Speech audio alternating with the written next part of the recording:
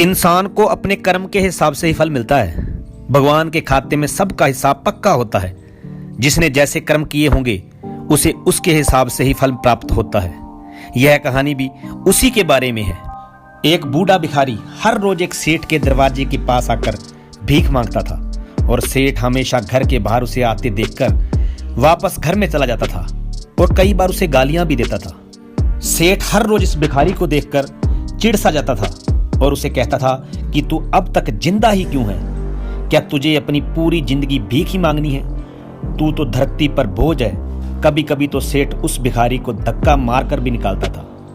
ये सेठ इस भिखारी का इतना अपमान करता था, फिर भी वह बूढ़ा भिखारी हर बार सिर्फ यही कहता कि भगवान तुम्हारे पापों को माफ करे। एक बार सेठ को धंधे में बड़ा ही नुकसान हुआ।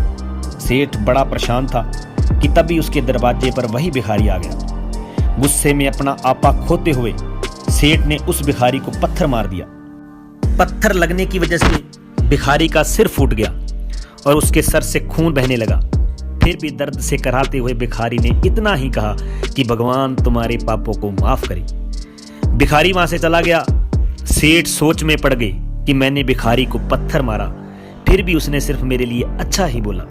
सेठ का गुस्सा थोड़ा शांत हुआ तो तब उसे इस भिखारी का रहस्य जानने का मन किया। सेठ ने भिखारी का पीछा करना शुरू कर दिया। भिखारी जहां जहां जाता सेठ उसके पीछे पीछे जाता। सेठ ने देखा कि कोई उसको खाना देता तो कोई उसको मारता, तो कोई उसको अपमानित करता, तो कोई उसको गाली देता। लोग भिखारी के साथ चाहे कितना भी गलत व्यवहार क्यों ना कर लें, ये भिखारी तो सबके लिए एक ही प्रार्थना करता था, भगवान तुम्हारे पाप माफ करे। अब रात होने वाली थी। भिखारी अपने घर जाने के लिए लौटा। वो अपने घर पहुंच गया, लेकिन सेठ अब भी उसका पीछा ही कर रहा था। एक पुरानी टूटी हुई झोपड़ी में एक बूढ़ी औरत लेटी हुई थी। वह काफी कमजोर और बीमार सी लग रही थी। वह और कोई नहीं बल्कि इस भिखारी की पत्नी ही थी।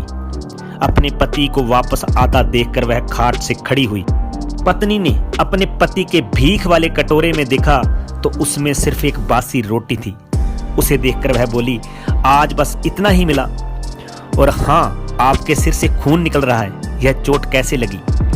बूढ़ा भिखारी बोला, आज बस इतना ही मिला।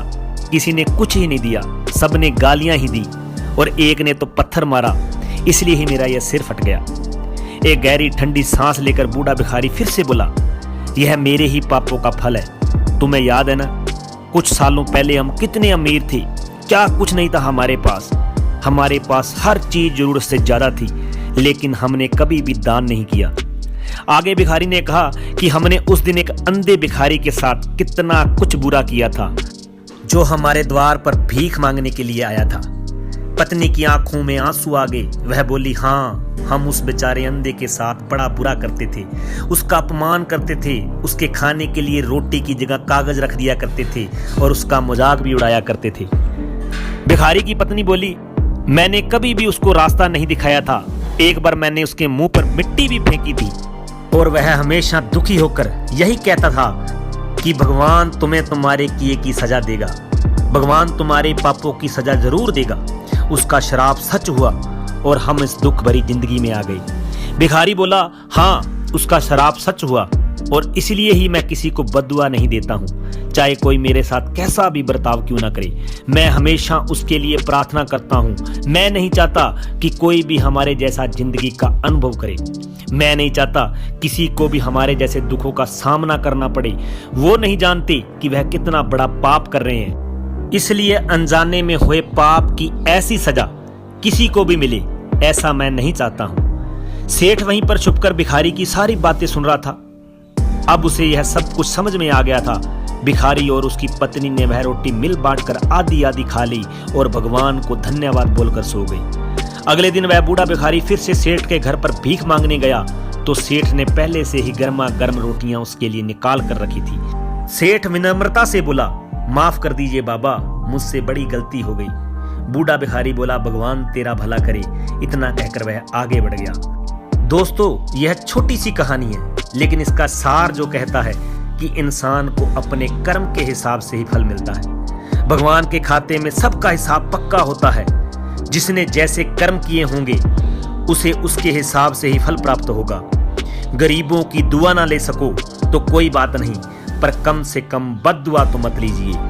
अगर आपको मेरी ये स्टोरी अच्छी लगी हो तो मेरे चैनल को सब्सक्राइब और वीडियो को लाइक और शेयर जरूर कर देना दोस्तों। धन्यवाद।